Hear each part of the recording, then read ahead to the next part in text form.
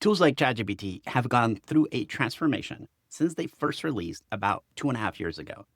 The first model understood language and then added other modalities like images and data. With the O series of models, ChatGPT got the ability to reason through problems. And recently, it started to be able to connect to external sources and apps like your Google Worksheets. Finally, we got models like O3 and O4 that can use tools to solve problems during reasoning. So they can write a Python program to visualize some data or generate a column on your spreadsheet. With the release of ChatGPT Agent, an AI model can now call upon a new category of tools that lets the model use a computer, a browser, or a terminal to solve problems. If that sounds familiar, it's how people solve tasks in the real world. You go to a computer, looking at websites, and run applications to solve problems. This is why OpenAI created another tool called Operator. Operator does pretty much the same thing. So what's the difference? Well, the difference is that now ChatGPT can use Operator during reasoning. So it becomes an additional set of tools while it's accomplishing tasks. Let's take a look at ChatGPT Agent and see what it can do. In ChatGPT, to get the agent mode, you need to go to your tools and then turn it on right here. You can issue a number of agent requests for the month. And notice that once I pick agent mode, it's going to switch to a special version of the model. You'll note that it's just called ChatGPT and it's no longer selectable. Once you activate it, you can see a number of different suggested options. And there's different tabs where you can see what it can do for you. If you want to, you can also specify sources that you want to gather data from. So if you needed to look through some data in your Google Drive, you can activate this and connect to more options by clicking right here. I'm just going to use web search for this task. Here's what I wanted to do.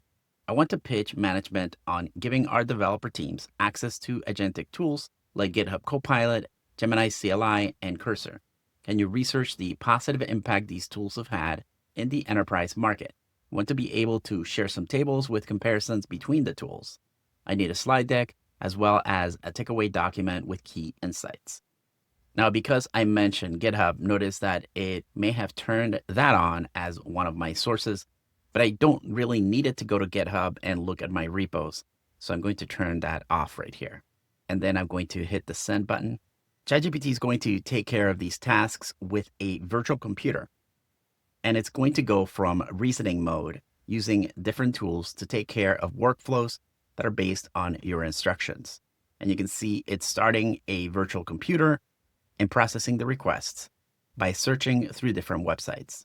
It's trying to use reading mode as much as possible on websites so that it's not visually having to see anything. You can see what it's doing right here.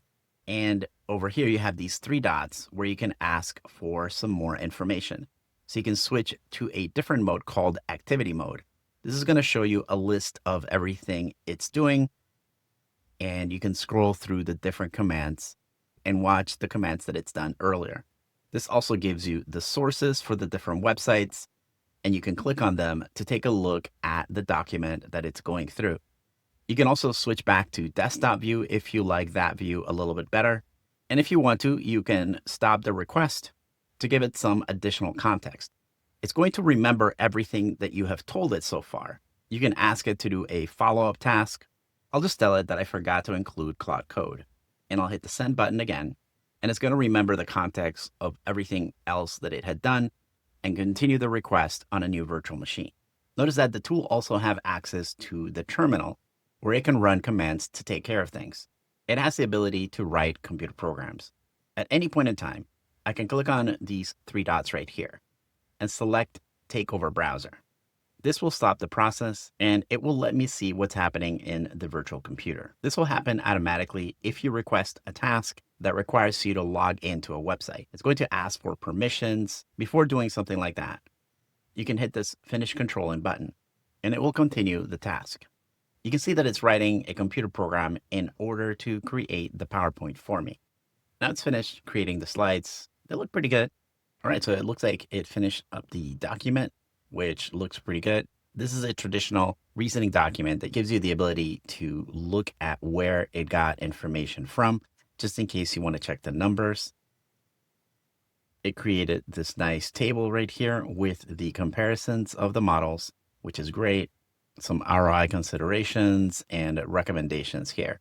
Now, if you want to, you can directly share this with others. This will let you generate a link or share it on LinkedIn, or just download this document if you want to. We can download it as a PDF or a Word document. We also get access to the PowerPoint presentation, and you can see that I can navigate through it, hit the play button, and it's going to let me go through it in full screen mode. I can hit escape to get out of it. And if I want to, I can hit this share button to also share the presentation online with the same options, copying the link, posting it on LinkedIn, or downloading it to my local machine. If I need to modify the presentation, I can just save it locally, and I can open this up in PowerPoint and continue to work with the presentation. Now, you may notice that sometimes it does make some mistakes with some of the formatting, but that's easy enough to fix in PowerPoint. All right, so what do I think about ChatGPT Agent? It's a natural evolution of the platform, but it's not exactly the most reliable tool. It makes mistakes, gets confused, or stuck on different tasks, and it's a lot slower than you. There's also some security concerns with allowing ChatGPT to log into your accounts directly. We're probably going to see some new cyber attacks targeting these sort of agentic browsers. The thing is, I like where this is going, and I want it to get a lot better. Think about all the time you spend doing repetitive tasks, looking up data, updating reports, creating a spreadsheet, and performing calculations. Once these tools get this right, it's going to change the way the world works. I think for the better, which is why you're seeing every other company building an agentic browser right now.